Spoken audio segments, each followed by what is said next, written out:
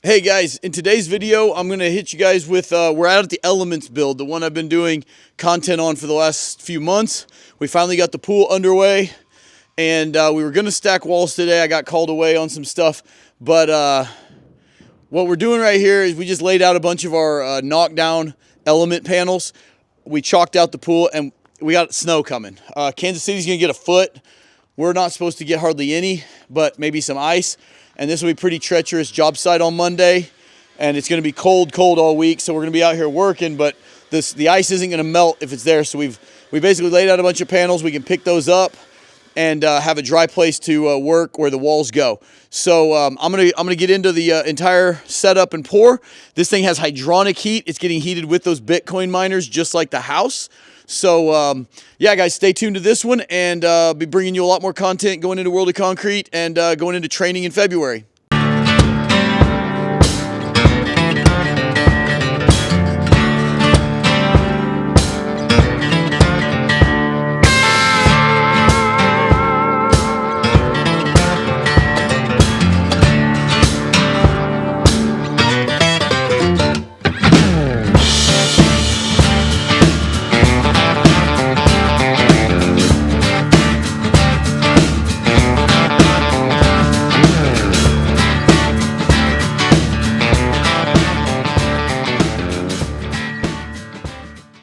All right, guys, it's January 2nd.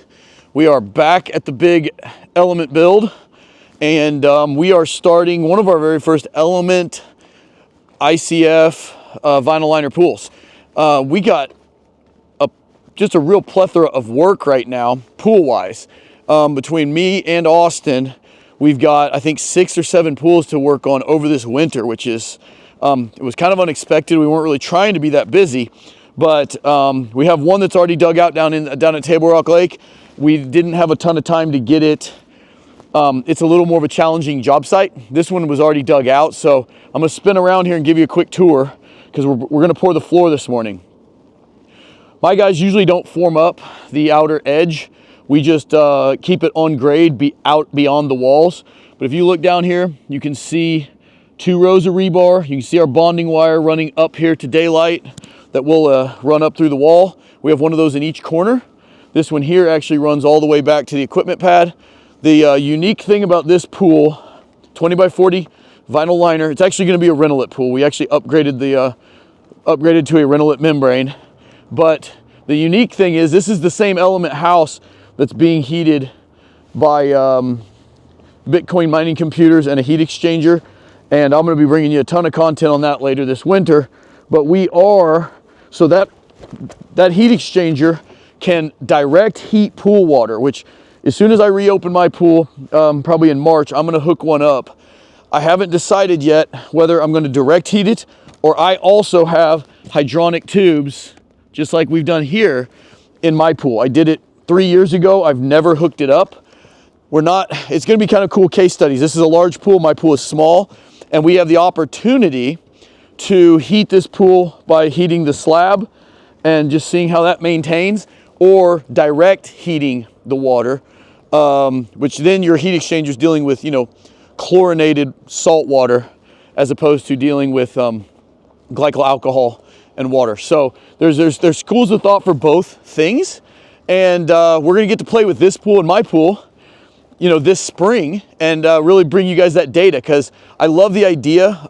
My personal pool, the hydronic, a little bit of anecdotal evidence that it's going to be pretty effective because it's only about 8,000 gallons. We eco-finished that pool. It's got a 12-inch thick floor, and so that concrete, it was September, it was a 95-degree week, and so that concrete was super hot before we threw 800,000 BTUs of flame on it all day. So that concrete was, probably 120 degrees. We fill it up with 8,000 gallons of water out of a fire hydrant that was coming out of the hydrant probably, 65 degrees. And the next morning when I hooked up the temperature sensors, it was 78. It raised it, just the thermal mass of that pool brought that pool up 13 degrees overnight. So hopefully that's that efficient, and I can heat the slab efficiently, and that will heat the pool. But we're going to be able to bring you that stuff And if it doesn't work out as well, I can always just directly heat the pool water with that heat exchanger. So we got 5 zones. Going to go back and after we pour this, just give you a quick little tour. After we pour this floor, be pouring a footing here that goes to a pool house that's going to kind of line up with the breezeway here and be perfectly aligned with the pool. I'll show you an image of what the whole thing's going to look like that Eric designed out.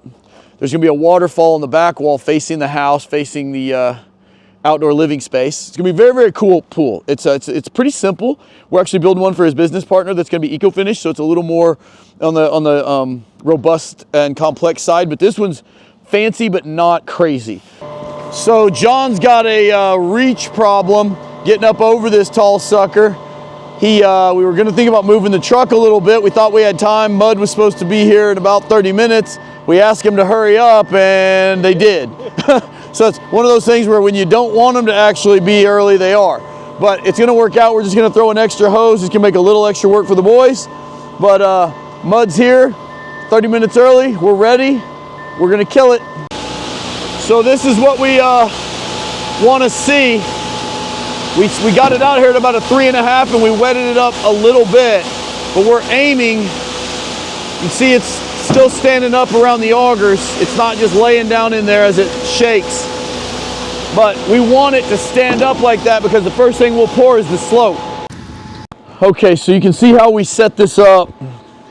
We've got a header at the top and the bottom, and we've got a long straight 2x4. We'll start pouring it and stacking it up along here. I'm gonna let the guys take a vibrator and sting it a little bit so it can vibrate down along the around the pipes, but not enough to make it run all the way down the hill. And then they'll screed with that 2x4 and just plane this off. Obviously the footings will get a lot deeper. Obviously Eric will always promote that you put a form around the outside. Honestly, we were just pretty tight on time, and my guys have done this enough times that they can just use the laser. You see the stick already over there set for the deep end. So they're basically ready to rock and roll. They'll be able to walk up this side. There'll be footprints in the footings, but it'll be outside of the pool, won't matter. So this is how we're gonna do it. I'll try to show you as much as I can. Obviously the boys are here in force, so I won't show a lot of the actual pour, but I'll shoot what I can. All right, you can see the stiffness of this. I'm hitting it with a vibrator to make sure it gets down in the mud. And over here, starting to screed it over here. And we'll Fresno it when we're done. All right.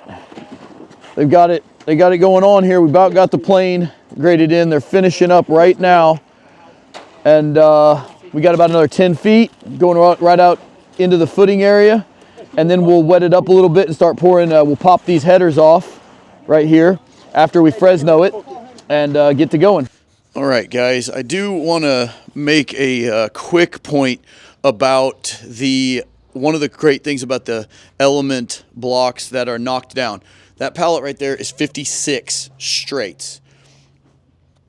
That would be basically more than 4 pallets of assembled block.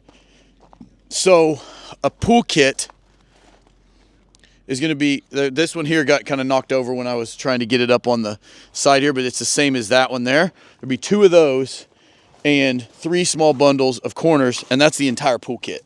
One thing I'm going to do over here, because we are about to get some really bad weather over the weekend, very cold, and Kansas City's supposed to get a foot of snow. We're, I think, going to get spared that, but it may get a little icy. So I'm going to lay a bunch of the element panels. You can see we've chalked out all of our lines. We're ready to stack these walls, and I want to do it on a time lapse. Just me and one other guy, or maybe just me by myself, to show you just how fast it can go. I was going to do it today, but got sidetracked on a sales call. And now I'll probably try to do it out in the bitter cold of Monday or Tuesday. Bring you guys that. And so I didn't want to start it and then get snow all over everything. So what I'm going to do is protect it by laying out a bunch of panels. Just open them up and lay them over our chalk lines and down the middle so I don't bust my butt on that slope. And we'll leave it for the weekend. So I will see you guys on the build next week.